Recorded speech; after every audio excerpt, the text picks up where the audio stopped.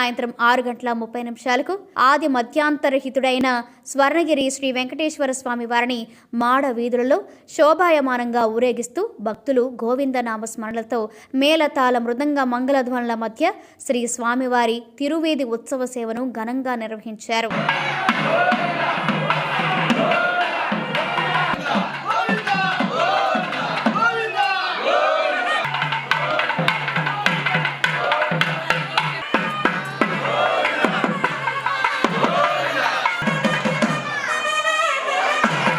తిరువేది ఉత్సవ సేవ అనంతరం శ్రీ వెంకటేశ్వర స్వామి వారు దేదీప్యమానంగా వెలుగుతున్న సహస్ర దీప కాంతల మధ్య ఊయలలో ఆసీనులై భక్తులకు దర్శనమిచ్చారు. అర్చక స్వాములు వేద మంత్రోచ్చరణలతో శ్రీ స్వామివారిని ఆర్చించి కర్పూర మంగళహారతులు సమర్పించారు. భక్తులు నయనానందకరంగా శ్రీవారిని దర్శించుకున్నారు.